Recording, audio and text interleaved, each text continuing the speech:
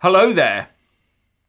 Ardent Brexiteers David Davis, Rees-Mogg, Theresa Villiers and Gisela Stuart have endorsed a Brexit proposal put forward by Shankier Singham and Radomir Tylecote of the Institute of Economic Ideas, called Plan A+, Creating a Prosperous Post-Brexit UK.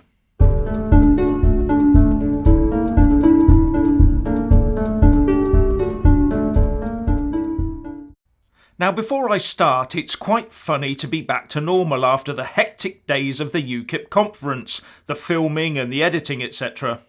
For those who don't know, there are a few videos on my channel from the conference on Friday and Saturday, including Gerard Batten's speech. I still have a couple more to do, including half of Count Dankula's speech and half of Sargon Avakad's videocast. That'll teach me to pay attention, won't it? And as for my live stream attempts, I was let down by a lack of horsepower in the signal strength department. Well, that's my excuse. Anyway, back to the grind.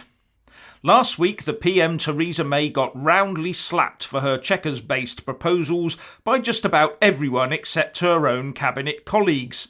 Or so Theresa would have us believe, with the BBC reporting, "The Cabinet remains fully behind Theresa May's Brexit policy in the face of growing calls within her party to change direction. Number 10 has insisted."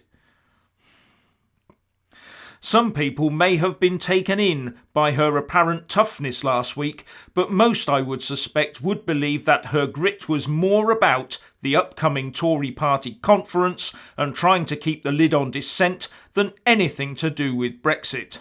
Then, come the 4th of October, the real Theresa the Appeaser will probably reappear. And factions within the Labour Party are doing their best to get another in-out referendum.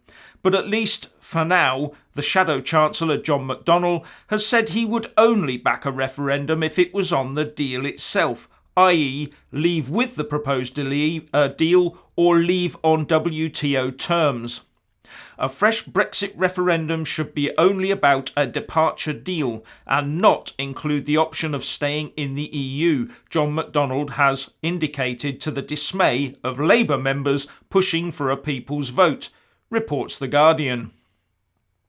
And Labour Leave reports that Kate Hoey MP, Graham Stringer MP, John Mills, Austin Mitchell and Brendan Chilton will be holding a Brexit conference at the Labour Party conference today outside of the secure zone so that anyone can attend.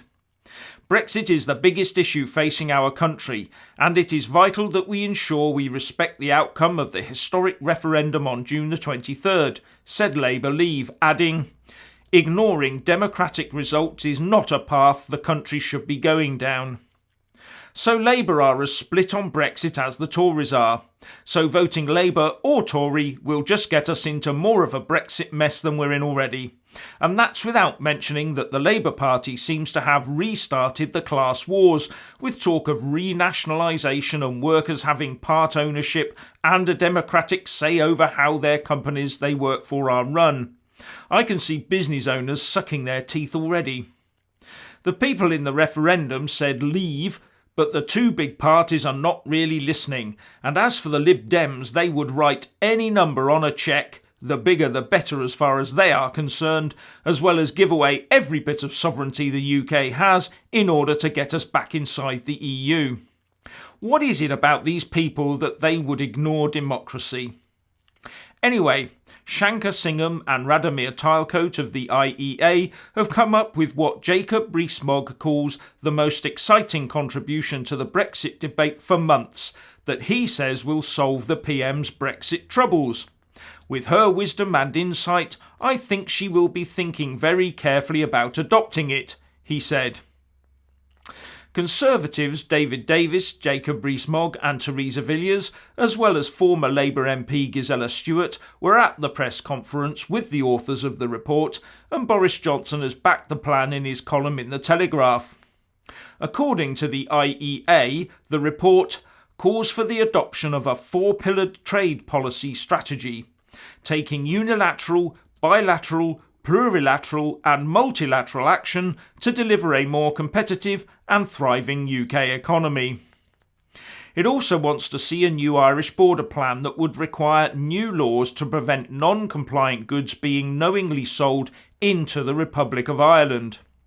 Co-author Shankar Singham said, "If we continue on the present course, Brexit will be a small damage limitation exercise which will weaken the UK and be largely unnoticed by the rest of the world. However, if the UK were to adopt a bolder, more ambitious approach, one that sees us as a major player in global trade, one which takes our departure from the EU seriously but sees it as a part of a much broader picture of taking a leading role on the world stage, then we can look forward to a brighter, more prosperous, free trading future for both the UK and the wider world." All these plans coming out, all this water being muddied. Surely all the real energy should now just be directed at preparing for the no-deal WTO Brexit scenario. After all, that looks the most probable outcome now, doesn't it? So please let us all know what you think by leaving a comment below. Thank you for watching. Please do like and share this video, and also subscribe to my channel. And when subscribing, please do remember to press on the little bell next to the subscribe button. That way you'll get an alert every single time I put up a new video. Thank you very much for watching.